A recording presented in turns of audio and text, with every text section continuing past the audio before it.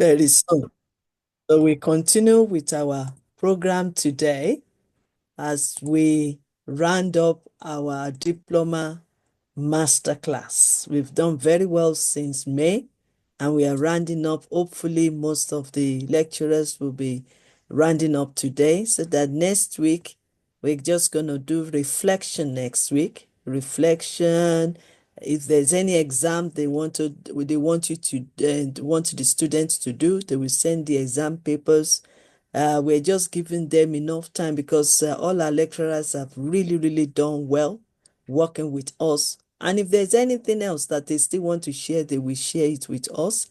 So this morning, good morning, and for everyone that will be joining us later.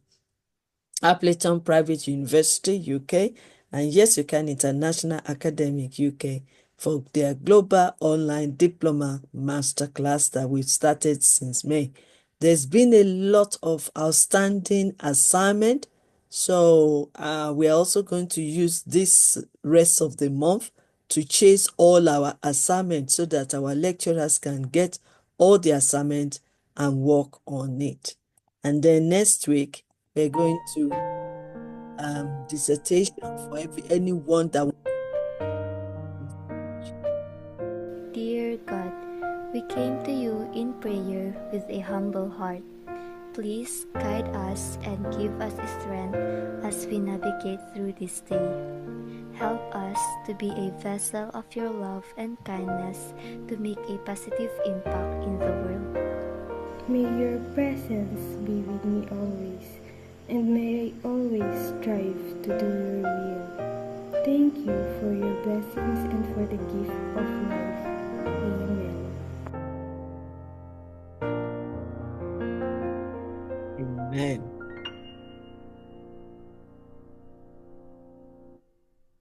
Okay, so let's use this time to welcome Professor Dr. Subrata Chattopadhyay from India, the Professor, Institute of Engineering and Management, Kolkata, India. And he will finalize and conclude his own module today on artificial intelligence.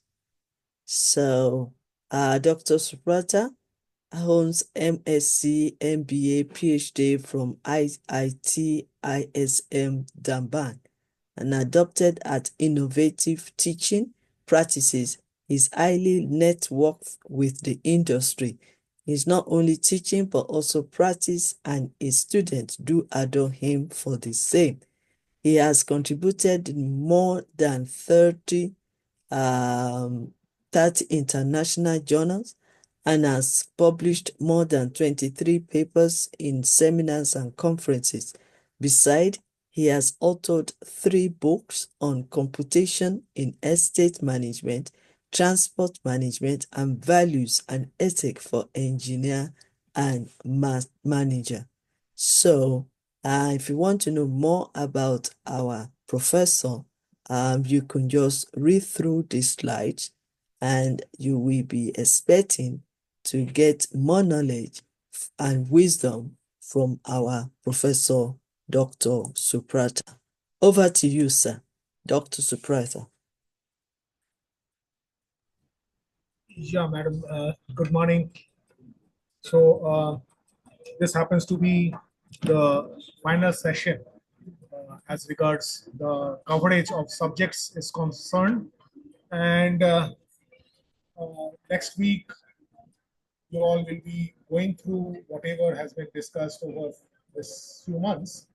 And if there are any queries or anything, maybe you can send it to Vivier Ma, and we can actually troubleshoot and help you to resolve those issues, because a lot portion has been covered, I'm sure, in all the different subjects that has been done so far.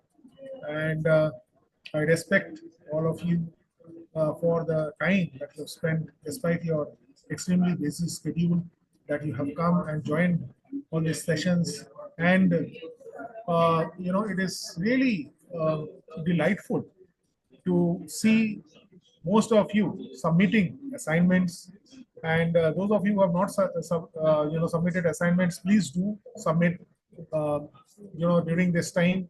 Prepare, because I think there will be a final assessment, is it, or so there will be a final assessment, so prepare for that. And then every one of us work towards achieving a goal, and the goal would be that you will be getting a wonderful diploma from YYCI and Appleton University, and that would be for you.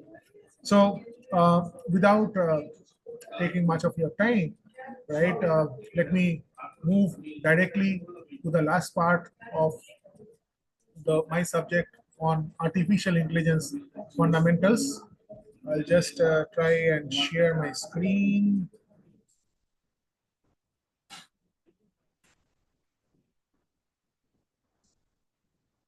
Yeah, I think it's visible. Yeah, Ma, can you see it? Can you all see it?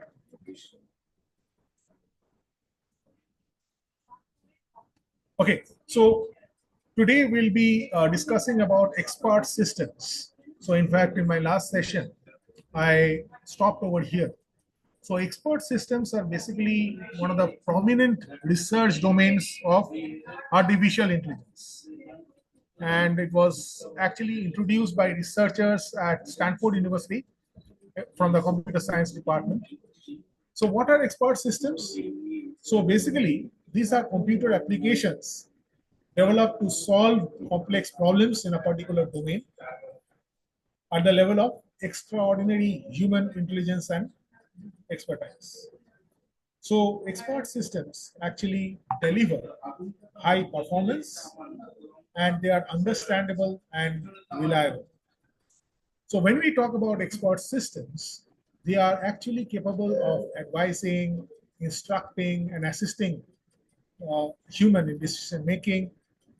They are capable of demonstrating, deriving a solution, diagnosing, and interpreting different inputs, as well as they are used in predictive analysis for predictive results and justifying any conclusion.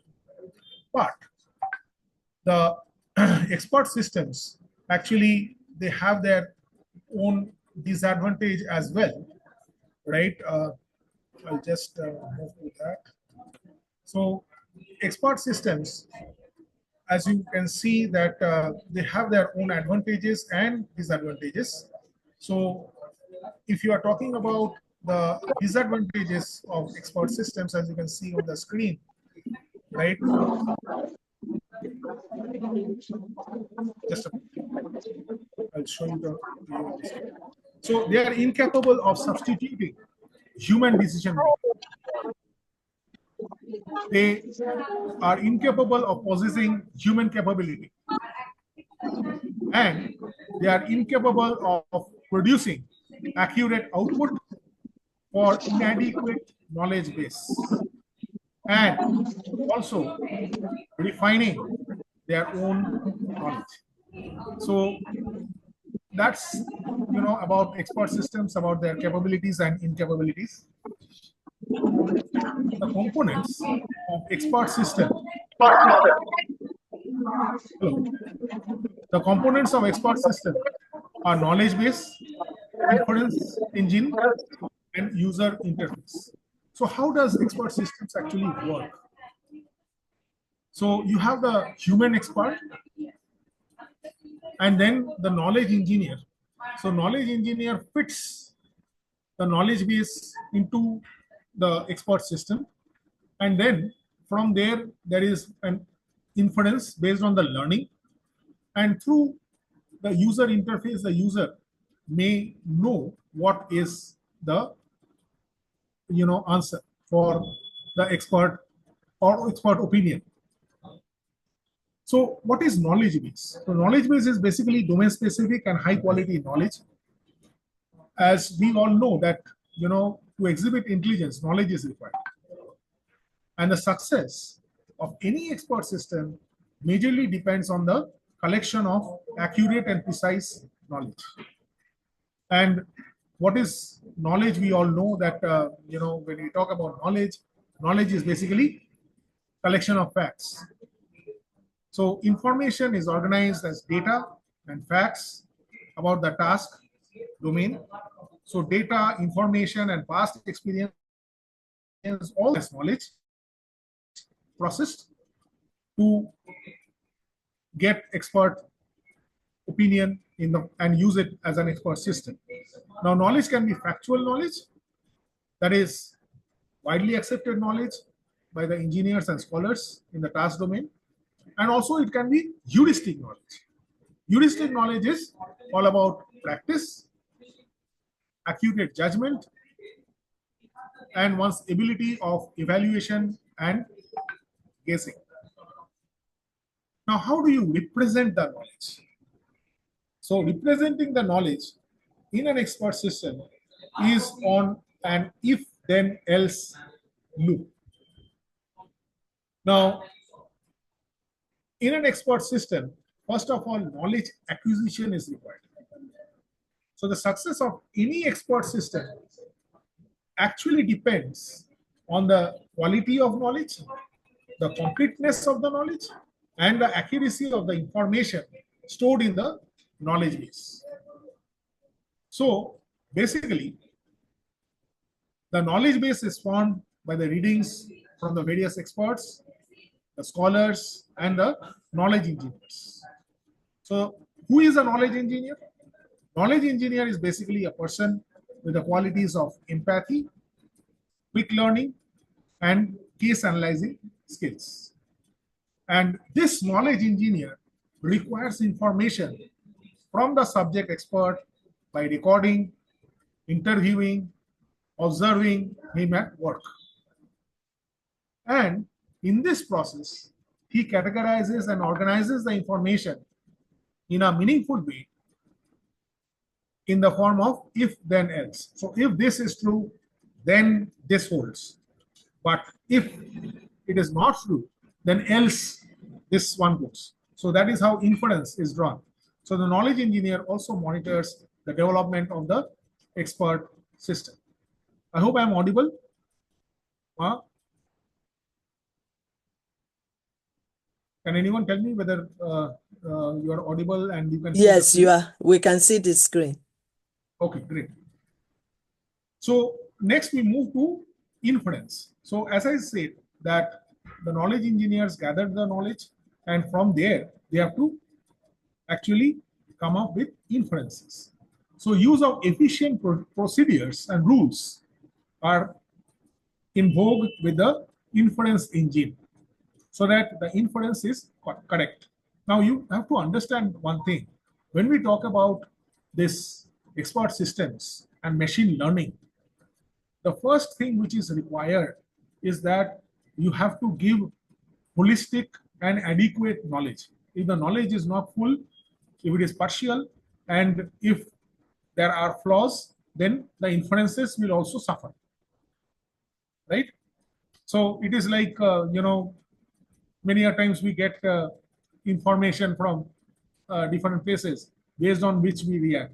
But then, we have to know holistically, fully about a particular event or incident, and we have to know from all the stakeholders. Then only we can give an opinion. So it is like that.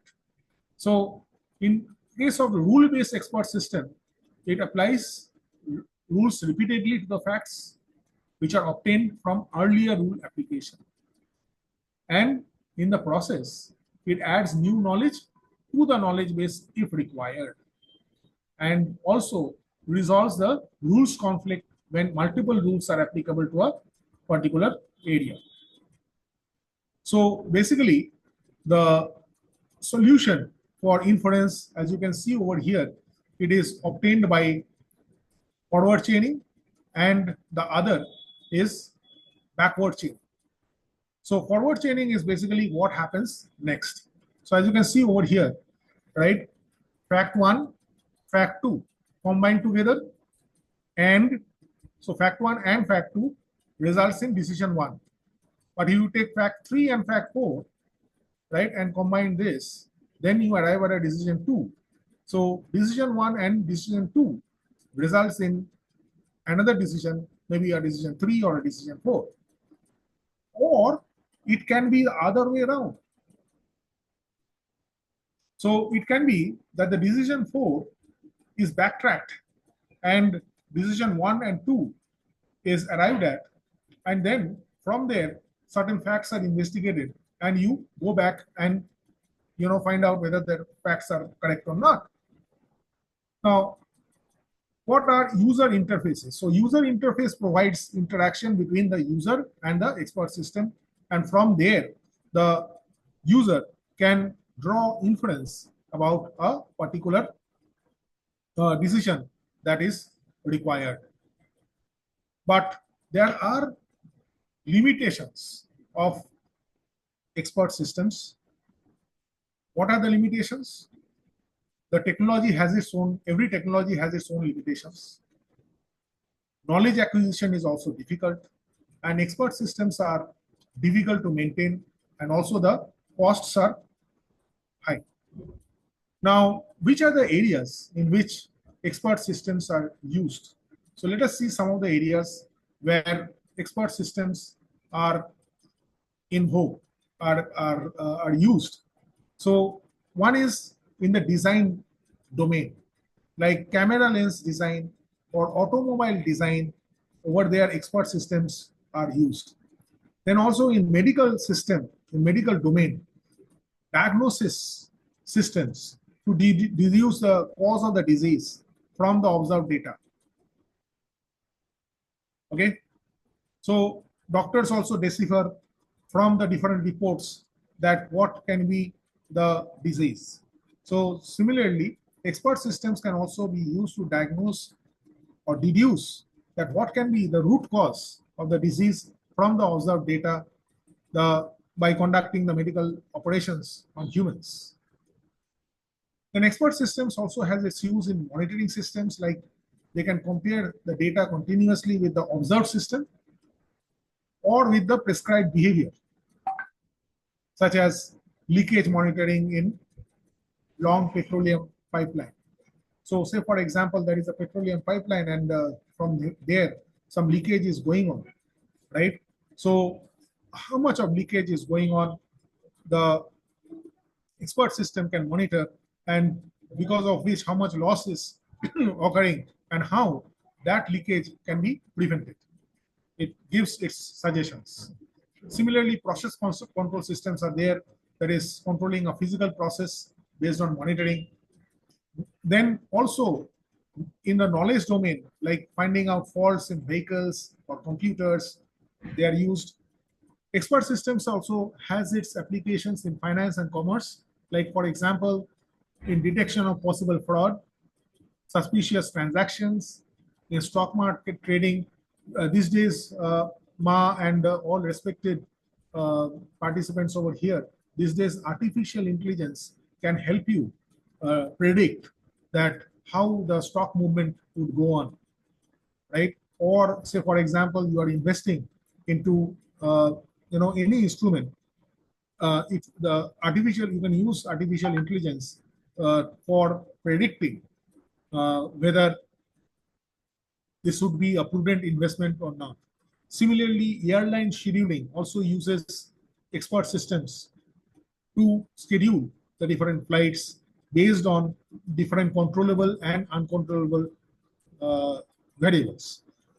Then also in cargo scheduling, expert systems are used. Numerous applications of expert systems.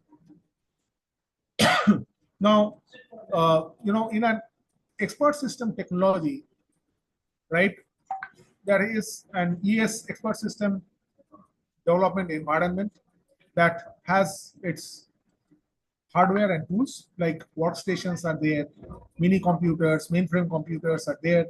Then also it uses high level symbolic programming languages and programmation of logic, that is Prolog. They are used. They use different powerful editors, have inbuilt definitions of model, knowledge, and representation. So, first of all, what is the process flow? First of all, you have to identify that what is the problem domain and why would you use an expert system? What is the cost effectiveness of the system?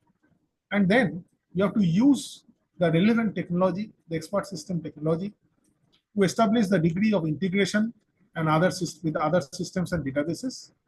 And then you realize how concepts can represent the domain knowledge best. After you do that, the next stage is prototype development. So you form the knowledge base, and the knowledge engineer works to acquire the domain knowledge from the expert. And after that, you represent that in an if then else rule. Having developed the prototype, the knowledge engineer now has to use sample cases to test the prototype, how the prototype is functioning. Are there any deficiencies of the performance? So the end users, maybe a sample end users, a pilot test can be done, a dipstick can be done to uh, see whether the prototype is functioning well. And if the prototype is functioning well, if everything goes well, then you develop the complete expert system.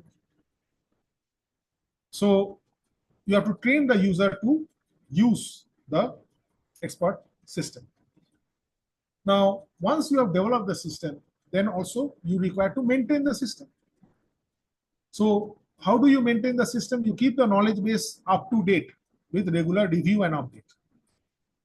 And you cater to the new interfaces with other information systems. So the benefits of an expert system, first of all, is the availability. That is, it is easily available due to mass production of software. Next is production cost is less. So it's reasonable. Speed is great, and it reduces a lot number of work. Error rate is less. Risk is very much reduced, and also they work steadily without getting motional, okay, tensed or fatigued like humans do, because it's a system. It doesn't have any emotions, it doesn't have any tension, it doesn't have any fatigue, so it doesn't require any leaves, right? So it's an expert system. Okay, so that's about the benefits of expert system. So we'll move on the next part.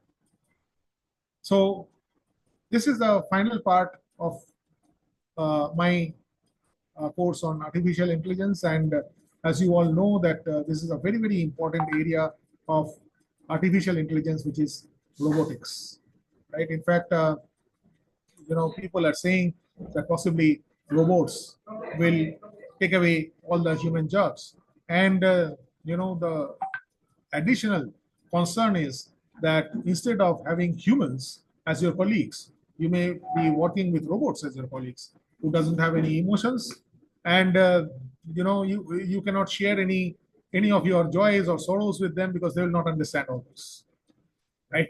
So robots are artificial agents acting in the real world environment, and they are aimed at manipulating the objects by perceiving, picking, moving, or modifying the physical properties of the object, or destroying it, or to have effect, thereby the freeing manpower from doing repetitive functions.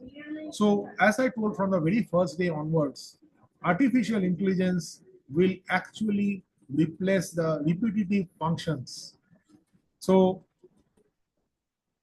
the things which require creativity, which requires application of the human mind, that artificial intelligence cannot do, because it cannot in any way substitute the natural intelligence. Please remember that any artificial intelligence or machine learning is basically by humans, right? So it is actually human intelligence that the system is taking on, and based on the data that is available. But then it cannot think beyond that. Though these days agentic AI is coming, which can take decisions, but then it can take decisions based only on the inputs. It cannot think beyond the inputs, which our human mind can do. So robotics is a branch of artificial intelligence which is composed of electrical engineering, mechanical engineering, computer science, construction. So gamut of areas. So it can perform mechanical tasks, it can perform electrical tasks, it can perform computer programs. So the difference between AI programs, that is artificial intelligence programs, and robots is artificial intelligence programs usually operate in computer simulated worlds, but robots, they use the artificial intelligence systems, but they operate in a real physical world. Artificial intelligence programs, the input to an AI program is in symbols and rules, whereas robot for robot, the input to robots is analog signal in the form of speech or in waveform or images. The AI programs need general purpose computers to operate on, whereas robots need special hardware with sensors and effectors to operate. So these are basically the differences between artificial intelligence programs and robots. So robots can be used in locomotion. So locomotion is a mechanism that makes the robot capable of moving in its environment. So there are various types of locomotions, like it is legged, the way that we walk. It can be wheeled.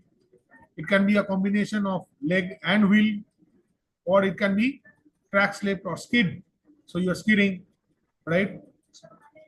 So legged locomotion, as you can understand, that walking, jumping, hopping, climbing, which robots can do, right? So it requires a number of motors to increase the movement. So it is suited for rough as well as smooth terrain, whereas for irregular or too smooth surface, it may consume a lot of power. So over there, wheel locomotion is preferred in robots. So robots come in a variety of legs. So it can have, like we have 2 legs, it can have 4 legs, it can have 6 legs, multiple legs can be there. And the total number of possible gates. So what is gate? Gate is basically a periodic sequence of the lift and release events for each of the total legs. So the total number of possible gates that a robot can travel depends on the number of legs.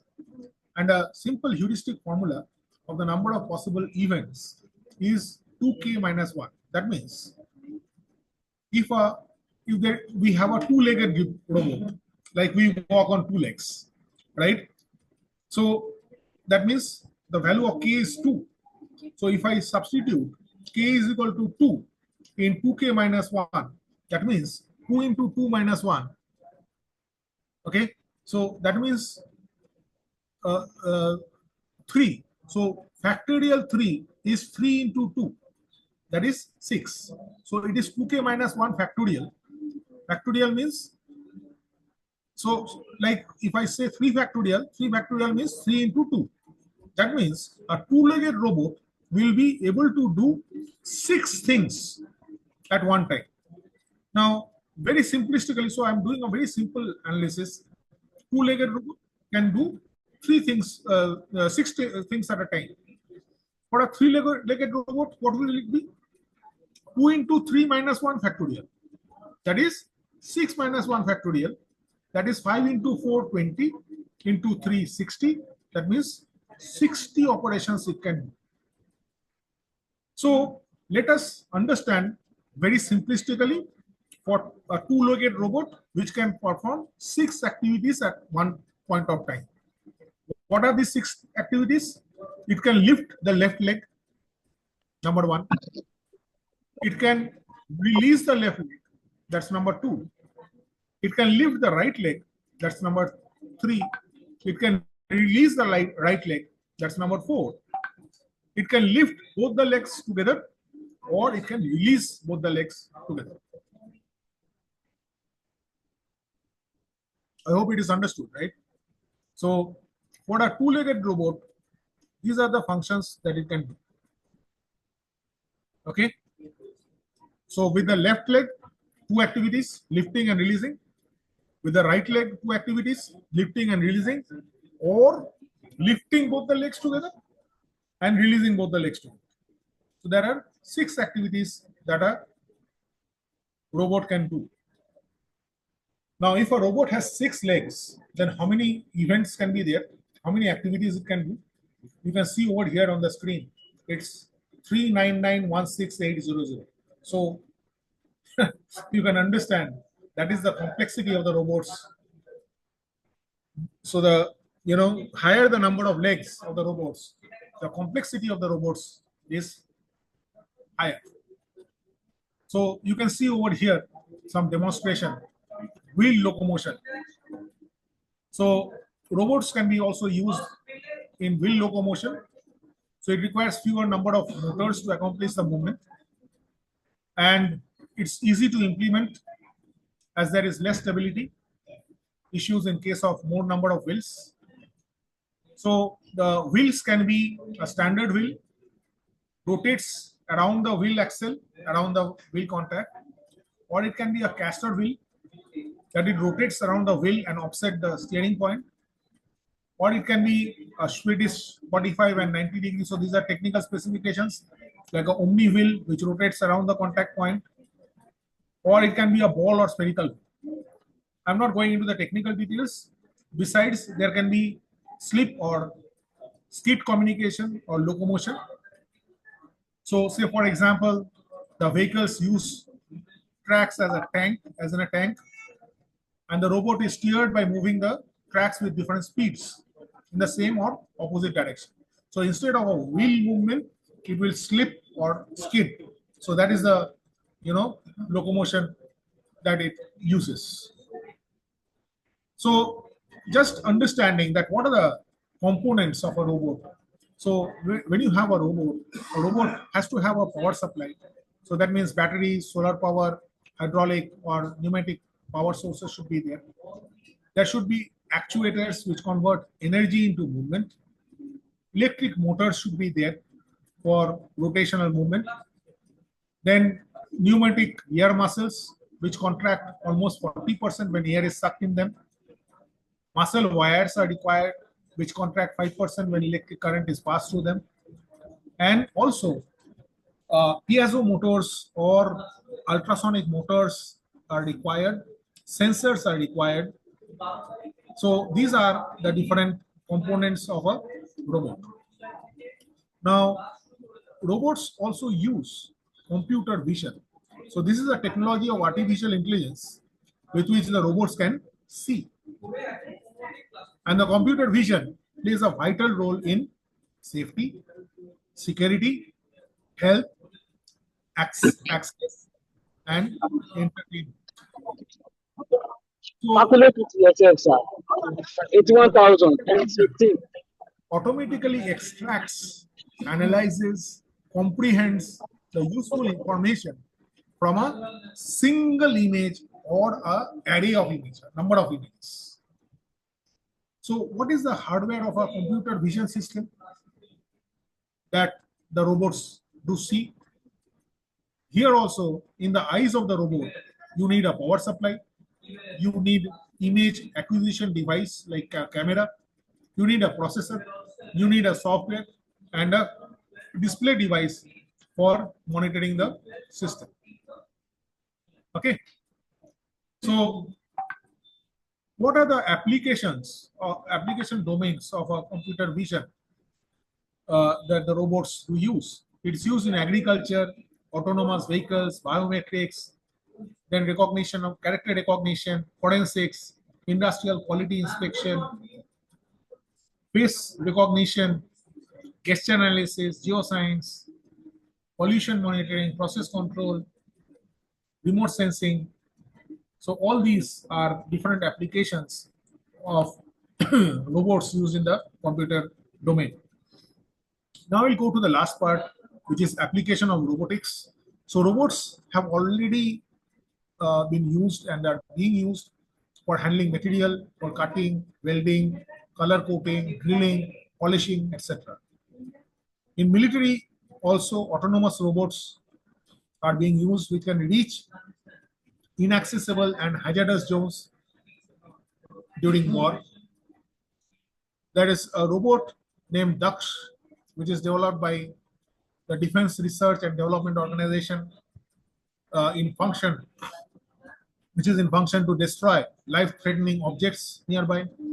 Robots are used extensively in medicines because it is capable of carrying out hundreds of clinical tests simultaneously, rehabilitating permanently disabled people, or performing complex surgeries like brain tumors.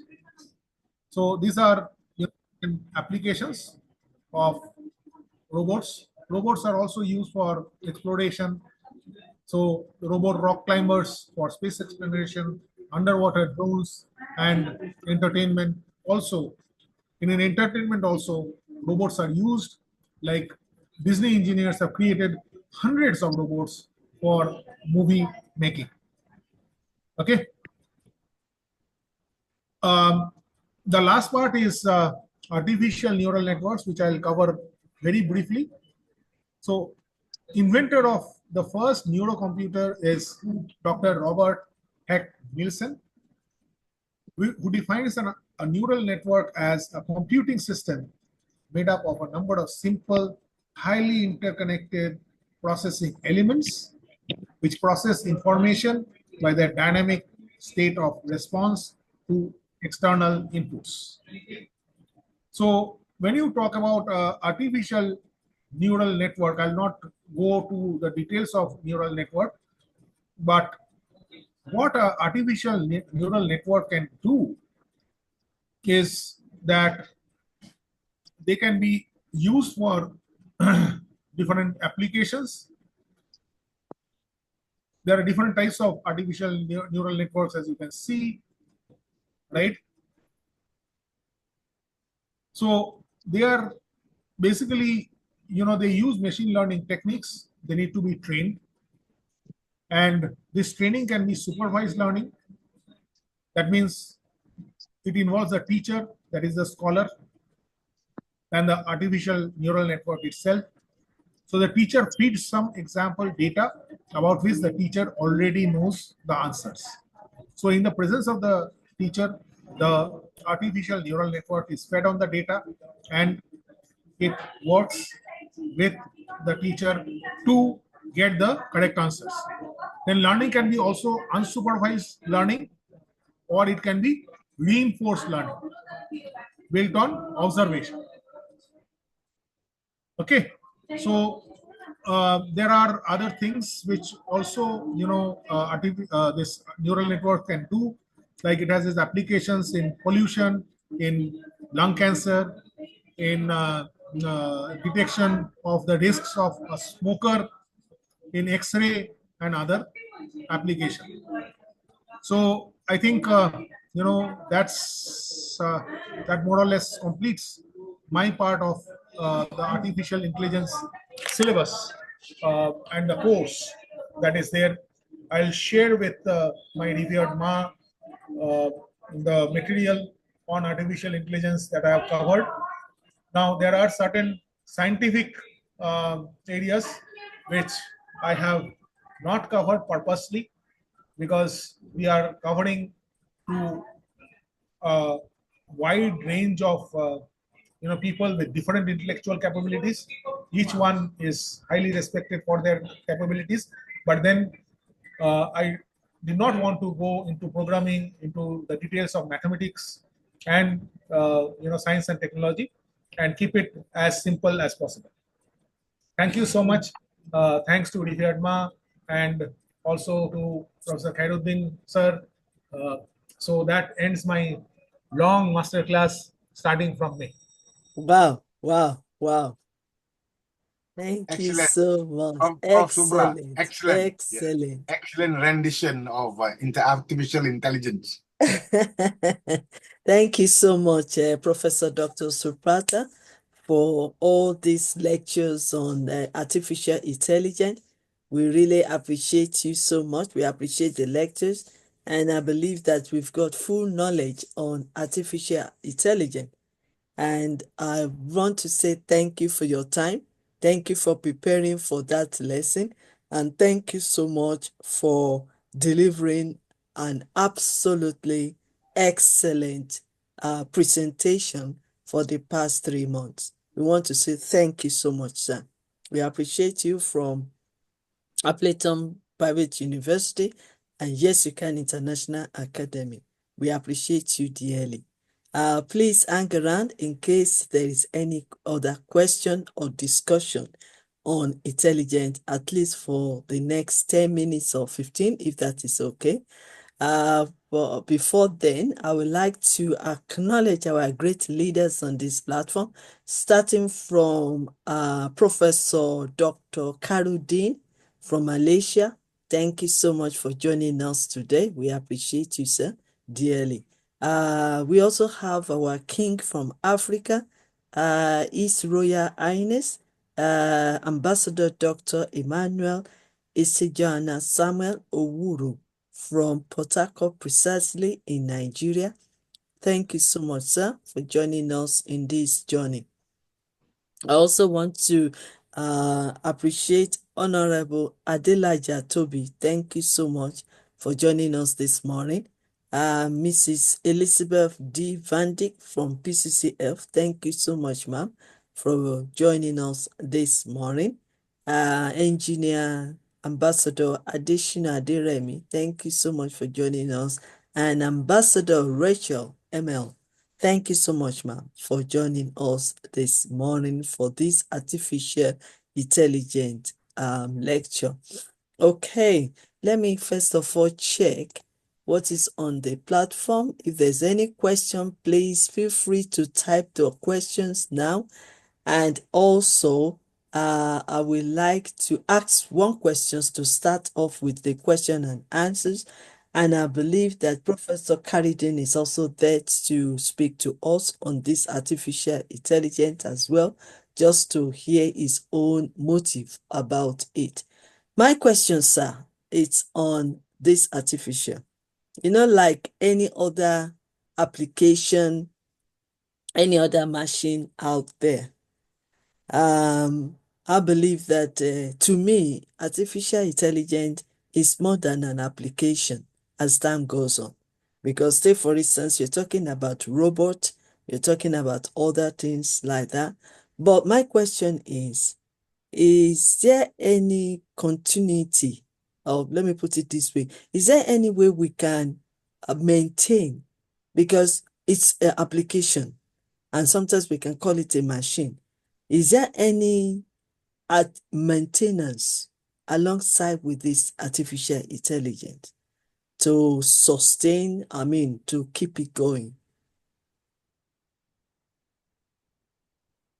So, if I've understood your question properly, Yes, sir. you're Yeah. asking that is there any other application other than artificial intelligence to sustain it or something like that? Yeah. Yeah. Okay. Okay, So, let me put it in this way. Like for example, we have Microsoft. For example, we have Microsoft, we have Zoom, like we're using it, we have all these other applications. And I know that when you are working with your computer like this one or laptop, you will have like something like security to back it up.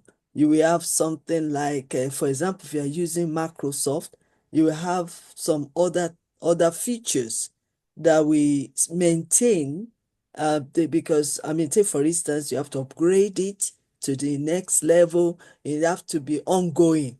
So AI is not just something that we want to embrace or to know or to practice it or to apply it within a short period. So it's going to be ongoing thing. So is there anything in place that we maintain, for the sustainability of this artificial intelligence? Am I making it clearer? Yeah, so one thing which is a real challenge is that when we are using artificial intelligence applications, so it all depends on how you are training the machine or the system to learn. Now, in the process, what is happening is that uh, artificial intelligence systems, when you are giving the different inputs, many things which may be confidential may go out in public. Hmm. Hmm. So, security issues pose a huge challenge in maintaining the artificial intelligence systems. I'll give you one example. I think, all of us know about Alexa, Google Alexa, Mhm. right? So Alexa is the device which, you know, records each and every conversation. If you are using it in your office, or if you are using it in your chamber, or you are using it in your house, right? It remembers everything. And Alexa can answer everything. Now, you are thinking in a localized way that you ask Alexa anything and Alexa will respond to you, right?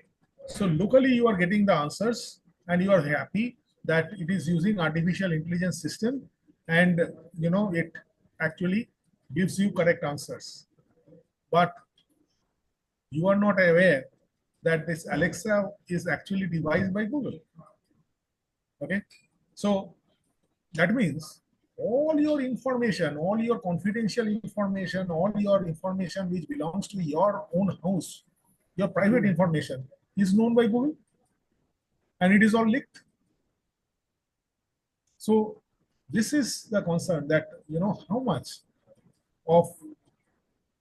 of artificial intelligence do we actually embrace,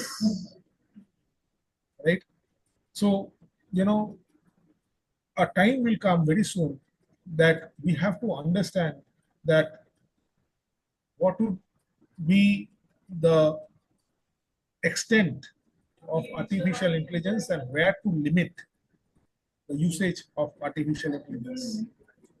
See, any technology, I think Professor Khairuddin is an eminent technology professor, Yeah. and sir would agree, any technology should be actually aiding, enabling, supporting the humankind. Mm. And we cannot be servants of technology, but it should be the other way around. So the way we are moving around this artificial intelligence, we are thinking that artificial intelligence is perhaps next to God. So it is nothing like that, right? For every peak, every crest, there is a trough, and things will get balanced out. That's Yeah. my Thank you so much. Now, another question I need to ask you. I believe our others as well are preparing their question, because I also want Professor Karidin to say something as well to contribute. Another questions I need to ask them again. When it comes to, for example, you taught us about this chat GTP.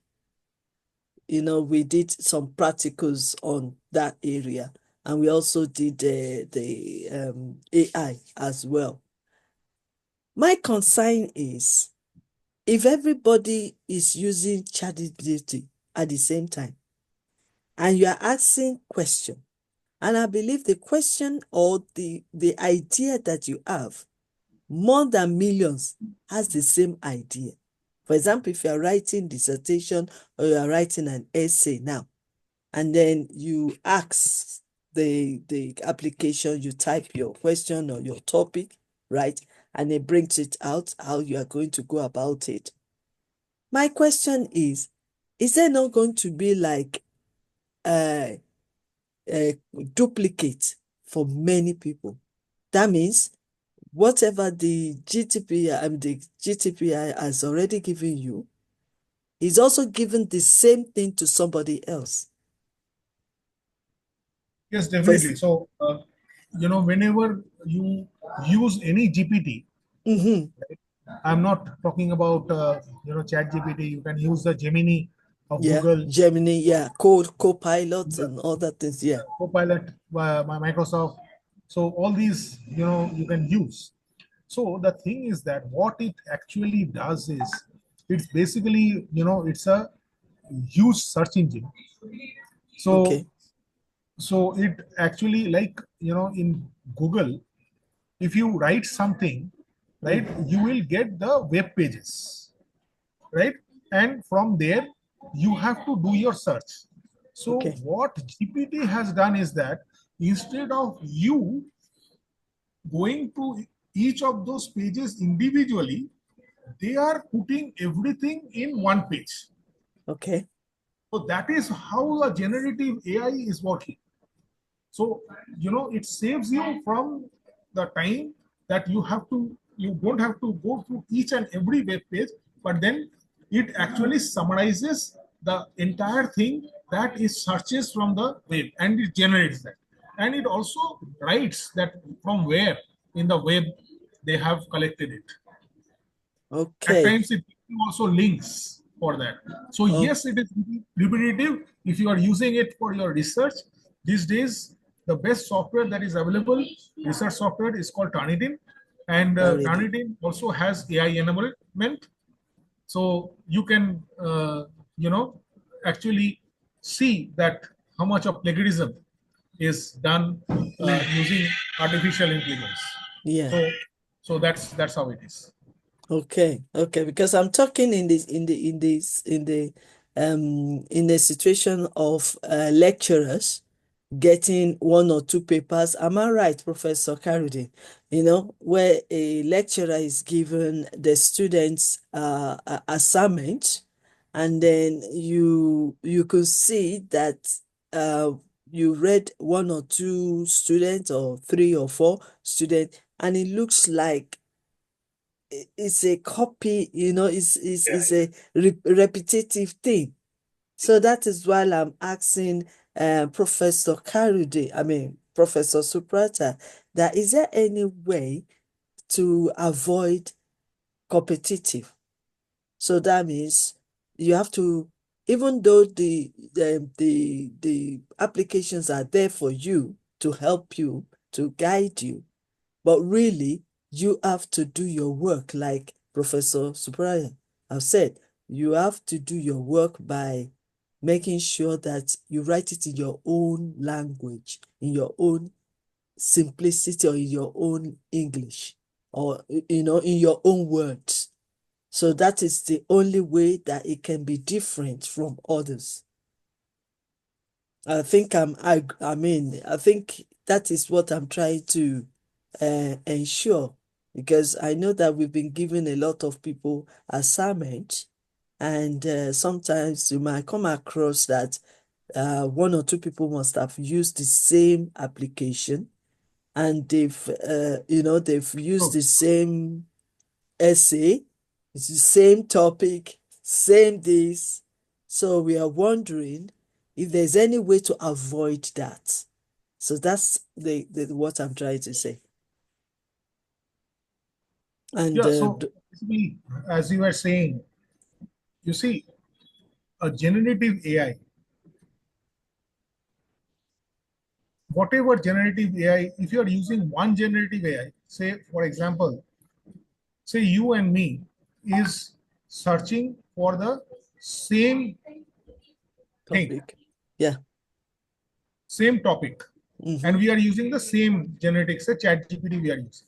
yeah, So it will do the same search because whatever knowledge it has, depending on what has been fed into the system, it yes, will only give it will only be able to give that exhaustive result. It mm-hmm, depends on its vast knowledge, that that also has its boundaries. okay, So it will explore the same boundaries and give similar results to you and me. mm, But if you are using, say, for example, AWS, Amazon Bedrock, Party Rock is there, right? mm. Or you are using another like Gemini. So that may give different results, Okay. right? So it depends on how exhaustively the system is fed and what outcomes are desired out of it. Mm. So in my own case, I will say, know what you want to write, know it well. So that you'll be able to be ownership of your write-up. So know Yeah, it well so and that I you think don't. Yes, sir. Yes, sir. and I Professor think most Karen. importantly is honesty. We will know straight away if the Yeah. student is honestly doing the research or not.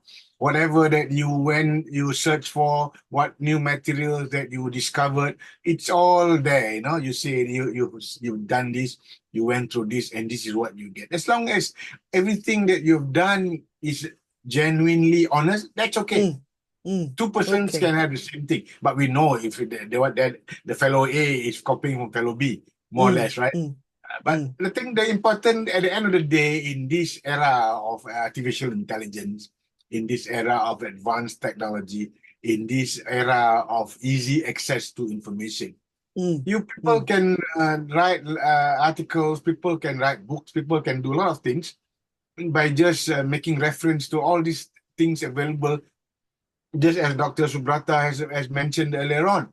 But at the end of the mm, day, if you're the teacher, or you're the supervisor, or you're the ones who are going to look at the materials, you would know. You should be one step ahead as mm, such.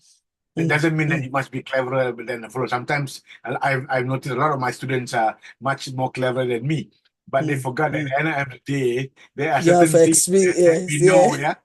There's certain things that we know that they didn't realize, or they overlook, and they forgot that we know. So Mm, things like that. But at the end of the day, I think that the most important thing is in this era of accessibility, or to a lot of things, honesty is the most desired value that a person should have.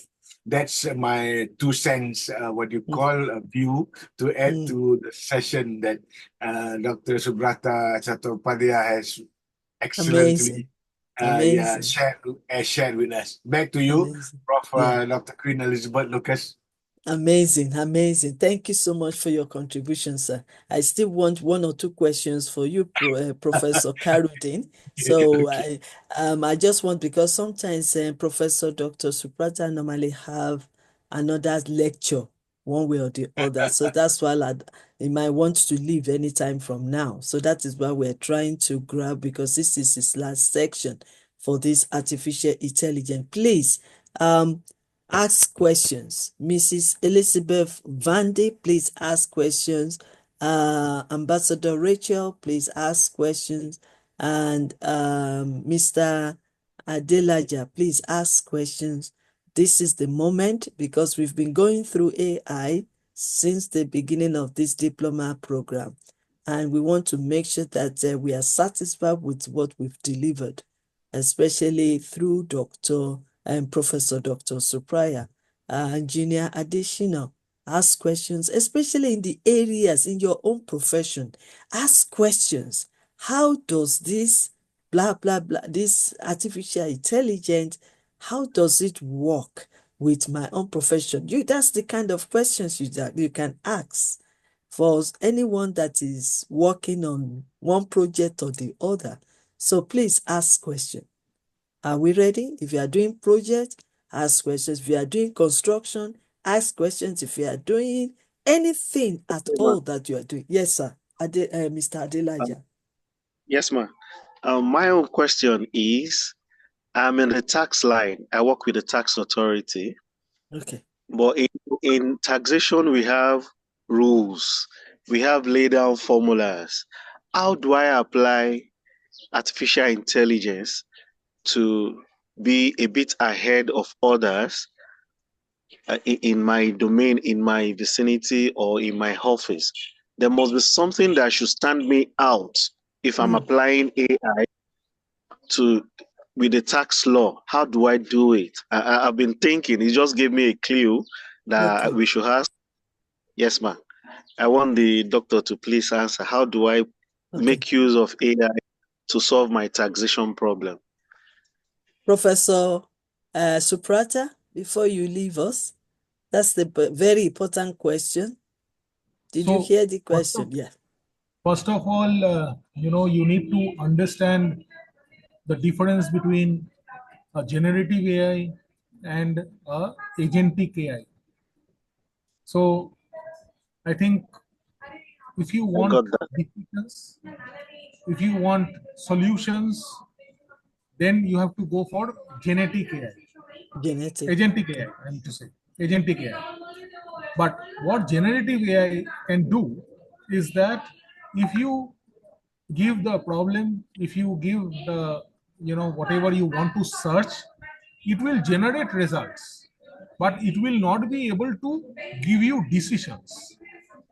Okay. So, Okay. on the other hand, research is going on now with agentic AI so that how the artificial intelligence can be used so that it can actually help in decision making. So we have to wait for some time. It's in two initial phase, It's just in four, process. 3, 4 months has passed. So let us see how things unravel, and Okay. maybe very soon I'll be able to update you that how agentic AI is doing. Okay. Dr. Subrata mentioned very important Thank thing. you. It helps Thank you. in what? Dr. Subrata, yeah, generative AI helps. Okay, in what do you call? In the work and things like that. But it's not supposed to help you to keyword. Okay, listen carefully. It Yeah. doesn't help you to To play. plagiarize. Yes. Yes. So Yes. It does. if you are in that moving into that zone area of plagiarism, Mm, there will be some other software that will be able to detect that. Okay, yeah. coming from the what do you call instructors or teachers point of view. But Okay. of course, people will try to do a lot of things to get what Mm, they want. But there are yeah. limits to it. Right, Dr. Subrata? Yeah. There's a limit in it. Okay.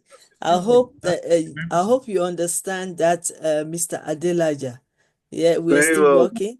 Yeah. Artificial intelligence is crippling, and the more we use it, the more we get more solutions. And I like what Professor Suprata and Professor Karudin have said, that we can apply it, generate it, but it cannot make decision for you. I like that part. I like that part.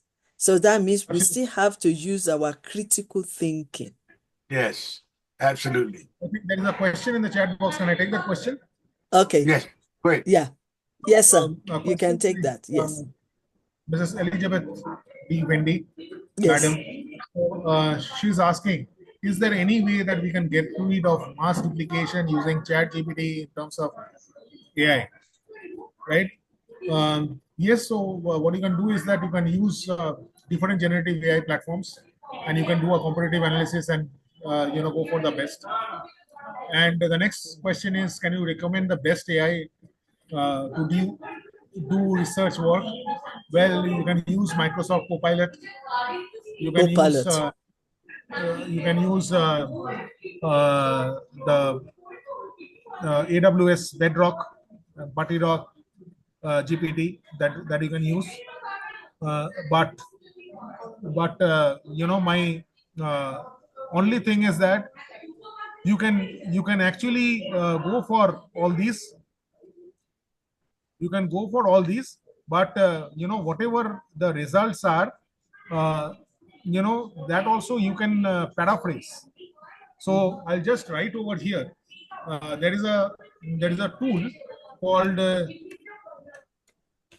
quillbot.com. Quillbot.com. So Okay. quillbot.com. Okay. So if Yeah. you just whatever you have AI generated content that will naturally, be captured in an anti-plagiarism software when you are doing research work, right? So through Quillbot, you can paraphrase. So when you paraphrase, that means you change the sequence of words or use different words, right? Change the structure of the sentences. Then even the plagiarism softwares will not be able to understand. So that way, you can use artificial intelligence by your natural intelligence and convert it. Amazing. Amazing. Thank you so much for the question. Thank you for the answer. Can you type okay, yes, I think Professor Subrata have already typed it, quibot.com, if you can see that, because he was asking about that. Any other thing, Professor Karudin? I have a question for Professor Karudin in the place, I mean, in regarding this artificial intelligence. What is, according to your own, um, according to your own uh, generation, according to your own generation, where you're coming from in terms of education, in terms of other things, and with this AI, what's your opinion? Do you think that this AI will solve many problems, or do you think it's just it's just part of the application that will partly solve problems? Will it solve all the problems, or will it solve the problem partially? Okay. I hope AI is not another flavor of the month application, everybody's excited and everybody's using it. As we have heard all the discussions, Dr. Subrata and some other participants. Now, AI is something that is here to stay. It's an important invention. It's an important discovery, if you want to put it, if you may, in that way. It is something that we need to tread with care. It has its plus, it has its positive values. It also has its negative effects. If I think the keyword is that I already mentioned earlier on is we are afraid that people becoming lazy people will use it to copy. So and when you copy, so you come under the gambit, or you join the club of plagiarism. So we don't want that to happen. We want people to do their research as honestly as possible. Of course, you can look here and there and use some other people's ideas here and there. I use the word use. Use and acknowledge and properly record rather than copy Copy and and plagiarize. paste. Yeah, a lot of people like to copy and paste or cut and paste. That in the word is plagiarism. So we don't want you to end up, especially students, listen carefully. We don't want you to end up to become, people think that you're a very smart student, but actually you just cut and paste, you plagiarize. No, you shouldn't. If you do your research and it's properly recorded from which source, accurately, who said what, during what year, and what did the fellow say, that's okay. I mean, I've done that before. Many of us have done it before. It's what they call knowledge is not personal. Knowledge doesn't belong to you. Knowledge belongs to the world. So the same way, the same attitude, we look at the world like you can't sometimes do things on your own by using your own knowledge. You got to use other people's research or other people's findings, to help you to move at par or to move into the next level. And you must remember your movement from at this certain level to the next level is sometimes due to the research that is done or the discovery done by someone else. Please don't forget to acknowledge the source where you got it. So that is my very message important. that I want to share with especially the young students. Yeah. Yes, Back not to only you, Professor not only the young students, even the writers, Yes, yes. as well. Absolutely. It's Absolutely. very, very important that whatever knowledge that we've borrowed, Mm. or, whatever areas that you have learned, you have to acknowledge it with your Acknowledge papers. accordingly. Yeah. Yes, Yeah. accordingly, which is That's the very, highest very. virtue I can see, I can say in a person. The ability to admit that he or she got it from somewhere else, and thanks to the Mhm, person, due to his finding or due to the knowledge or due to the research, I'm able to move my research into the next level. mm, mm. Ma'am? Absolutely, absolutely. Wow, thank you so much. Thank you so much. And I think the application of plagiarism that you said, Mm. can you mention some of them so that at least people, especially the students, the writers, the researchers, will be able to apply that to their write-up so that they will know the originality of their write-ups or their assignments or their papers or dissertation research papers. Yes. Is there any idea of plagiarism application that you know that they can Yeah, use? plagiarism it's a very smart, very sneaky animal. Mm, It sometimes being used, but you don't realize it. Only mm, some people somewhere, 5 or 10 years later, wants to do research and then read your write up or your article and discover that, hey, the guy said that this is his, but actually, what do you call Miss that? It's Mine. borrowed by somebody else. I've seen many such things. I've read and come across a few of such things. So it's very important. My advice, very important that you record where are the sources that you get it from, and make sure those sources are also genuine. It's not that one copy, is copied by another fellow who actually copied from another fellow. That can happen. So it's Mm, important that you determine the source of what do you call the material that mm, you got from.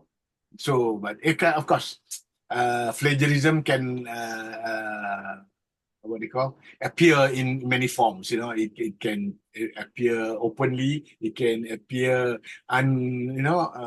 without you realizing it. But the point is that you as a researcher or the person writing the article, make sure that you get your sources genuinely and double check where that fellow got their resources, whether his or her resources are genuine, or it's just that one plagiarism leads to another plagiarism. I don't think mm, that is something that we should tolerate, or that we should propagate, or that we should encourage. mm, Back to you, man. mm, Those are mm, my thoughts. mm. Amazing, amazing, amazing. Any other questions? Thank you so much, Professor Karudin. I mean, your wisdom is so rich. Your wisdom and knowledge is so rich, and I'm glad that you're joining us today also to support us and support Professor Subrata. So we really Thank you, man. appreciate you, sir. Any other question, please? Mr. Adiremi Adeshina, do you have any question? Dr. Vasideva from India, do you have any question, ma'am? Madam Rachel. Any other question before we end this program? I mean, just to release Dr. Suprata. If you don't have any other questions, please let us know on the platform and comment. Let's appreciate Is our doctor. Dr. Shalza there? I saw her. Shalza Yes, Vasudeva. Dr. Yes, Sarja. yes. Oh yeah, yeah. Can you see your face? Very, Yeah, can very you? good evening, sir. Very good Good evening. evening. Can you Good show evening. your face, please? Yeah, Wonderful, Oh, wonderful, okay. Good to wonderful. see you. Great to see you. Thank you so much for joining us. Yes, so we are dealing with artificial intelligence. Any Can't hear of you. You're muted, Dr. you Shalja. are muted. We can't hear you. yeah, Okay. yes, So Ah, we okay, are please. now I can hear we you. are we are discussing on artificial intelligence. Do you have Yeah, I anything have to, joined late because I was busy in my class. okay. Uh, College is going on and classes are in full flow, so I Yeah. have joined late today. Okay. Okay, Don't Extremely worry. good. sorry for Don't that. worry. I also Don't joined it. worry. Don't worry. Yes, don't worry. But if you have any idea, any contribution, or you want to appreciate our lecturer for spending Yeah, more time. I have heard lecture of Subrata sir and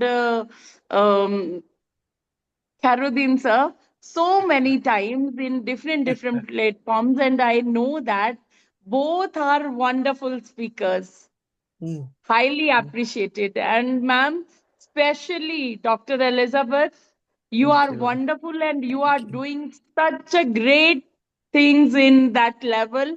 And Thank you. so proud of you, so proud of you. Thank you, ma'am. Thank Thank you, you, ma'am. ma'am. Thank you, Thank you. ma'am. Okay, so let's hear from Madam Rachel. Madam Rachel, I know you're working at the background. I don't know if you can type or you can say something quickly. But, just Um, okay, you want to leave now, sir? oh, Dr. Sufrata? I'm just telling, as Sailaja madam was telling just now, Okay, that okay. she You just want to finished. respond to her. Yeah, Yes, so please respond. she just finished her classes and she has just joined, right? So all these days, from May till today, even now, I am in my college, and I have arranged my classes in such a way so that I can take the sessions, and Mm. I've kept myself free during this time. So So thank you. Yeah. thank you so much for just finishing your classes and coming. That talks about the seriousness that you have and the respect and admiration that you have towards YYCI and Appleton University and this diploma program. Thank you so much. Thank you so much. And we really appreciate you, sir. So are you Thank leaving you, sir. us now? Thank Are you leaving us now, Dr. Sufraza, or can we Yes, continue the ma'am. discussion? I'll take your leave. Karidun sir, Okay. I'll Thank you, and sir. We all really esteemed, appreciate you. Please uh, send your final I'll assignment straight away. to me and the note as well. And then Yeah, we'll be able to circulate it for our students so that they can also watch sure. it. You'll get it within 5 minutes. Okay, thank you so much, sir. Really appreciate you. Okay, Madam Rachel, do you have any question? Any question, Madam Rachel, or any contribution? Engineer Adeshino Aderemi, any contribution? Okay. If there is no other contribution on artificial intelligence, we want to say thank you so much. I think he's gone already. We appreciate him. But Professor Karidin is still here. If you have any question on this particular artificial intelligence, please feel free to answer and then we can move on. Our next speaker